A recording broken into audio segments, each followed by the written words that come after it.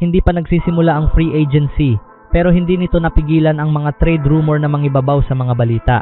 Habang pinag-iisipan na ng mga koponan kung paano babaguhin ang kanilang mga roster, nakakita na tayo ng isang napakalaking trade para kay Giannis Antetokounmpo, isang nakakagulat na paglipat ni LaMelo Ball sa Wolves, pagpunta ni Julius Randle sa Nets, at isang mas maliit na salary dump trade ni Aaron Wiggins papuntang Hawks.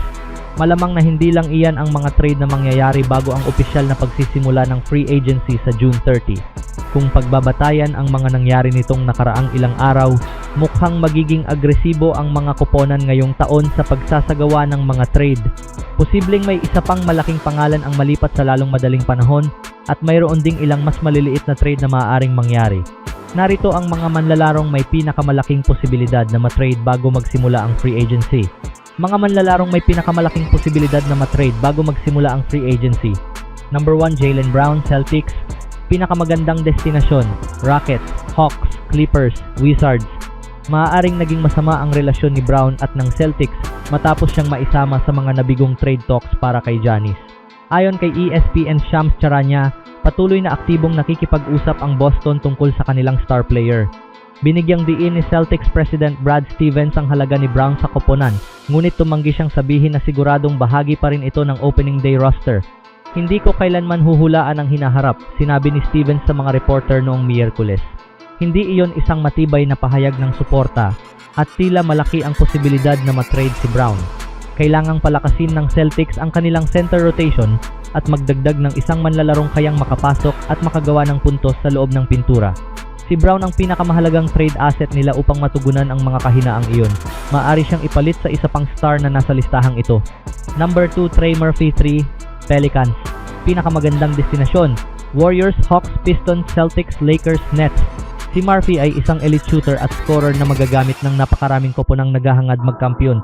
Ayon kay Sam Amick ng The Athletic, nagpahiwatig siya ng kagustuhang maglaro sa ibang koponan dahil hindi na siya gaanong akma sa isang Pelicans team na muling nagtatayo. May talento si Murphy na maging all-star at nasa ikalawang taon siya ng 4 na taong rookie contract extension na nagkakahalaga ng $112 million, kung saan kikita siya ng makatwirang $27 million sa susunod na season. Dahil sa presyong iyon at sa kakayahan niyang bumagay sa iba't ibang koponan, lalo pang tumaas ang kanyang trade value.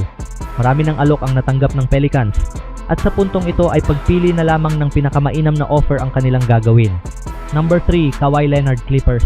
Pinakamagandang destinasyon, Spurs, Warriors, Rockets, Pistons, Raptors. Maaari nang bigyan ng contract extension si Leonard simula July 6. Kung hindi magkasundo ang Clippers at ang 34-year-old na star, maaari siyang matrade. Ayon kay Shams Charania ng ESPN, minomonitor ng ilang koponan ang sitwasyon ni Leonard. Galing siya sa isang season kung saan nanatili siyang medyo malusog at nakatanggap pa ng MVP votes. Maaari niyang tuluyang baguhin ang playoff landscape kung mapunta siya sa isang contender. Idinagdag ni insider Jake Fisher noong Huwebes ng hapon na bukas si Leonard na pumirma ng extension sa Raptors o Spurs kung siya ay matrade sa alinman sa dalawang koponang iyon. Number 4, Ja Morant, Grizzlies. Pinakamagandang destinasyon, Magic, Rockets, Raptors, Hornets, Bulls. Nagbigay na ng senyales ang Grizzlies na nagsisimula na silang mag-rebuild matapos nilang i-trade sina Jaren Jackson Jr. at Desmond Bane. Si Morant na ang susunod na posibleng umalis. Sa tingin ko, malamang nakita na natin ang huling sandali ni Ja Morant na suot ang uniforme ng Grizzlies, sabi ni Brian Windhorst ng ESPN noong Huwebes. Nasa pinakamababang antas na ang trade value ni Morant at malamang ay na-trade na sana siya kung may sapat na interes mula sa ibang koponan. Nahirapan siya dahil sa sunod-sunod na injuries at kikita siya ng $42 million ngayong season. May ilang koponan na nangangailangan ng point guard, kaya hindi magiging ganoon kalaki ang halaga upang makuha si Morant. Number 5, Kyrie Irving, Mavericks. Pinakamagandang destinasyon, Magic, Rockets, Raptors. Inaasahang ganap ng gagaling si Irving mula sa ACL tear na naging dahilan upang hindi siya makapaglaro sa buong 2025-26 season. Kailangan siya ng Mavericks sa point guard dahil iyon ang pinakamanipis nilang posisyon. Ngunit hindi talaga tugma ang 34-year-old na veterano sa timeline ng kanilang batang koponan. Ang pangunahing layunin nila ay ang pagbuo ng koponan sa paligid ng 19-year-old na superstar na si Cooper Flagg. Inaasahang magkakaroon ng interes ang ibang koponan kay Irving. Sa huli niyang malusog na season, naging all-star siya at nagtala ng average na 24.7 puntos at 4.6 assists bawat laro. Dapat pag-isipan ng Mavericks ang isang trade kapalit ng mas batang manlalaro at mga draft picks.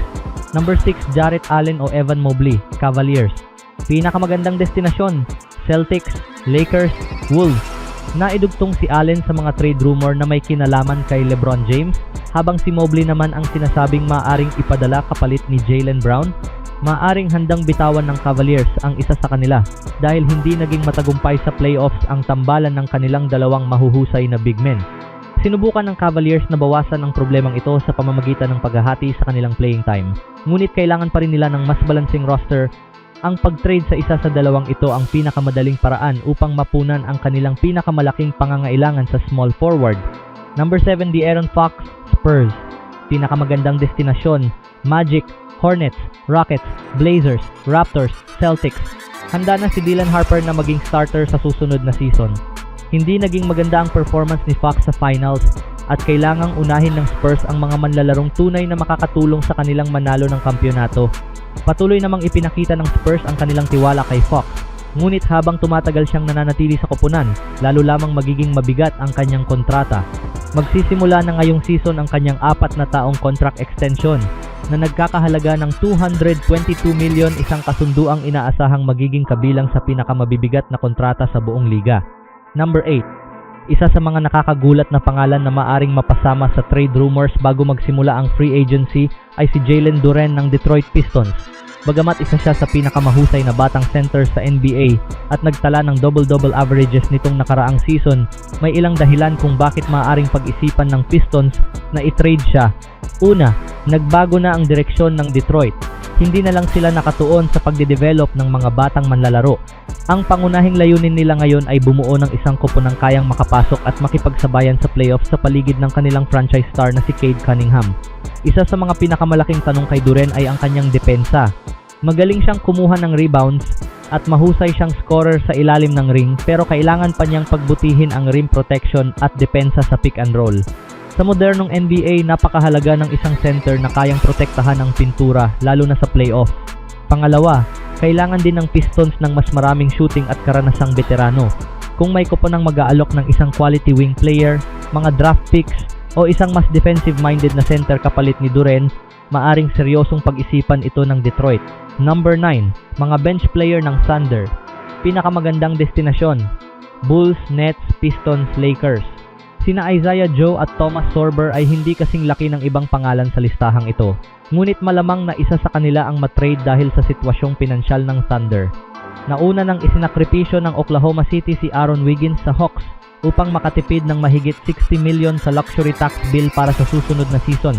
Bawat ilang milyong dolyar na mababawas nila sa salary ay nagre-resulta sa mas malaking pagtitipid sa luxury tax. Dahil dito, sina Joe at Sorber ang may pinakamalaking posibilidad na matrade kapalit ng napakaliit o halos walang kapalit. Anong masasabi nyo dito mga kaibigan?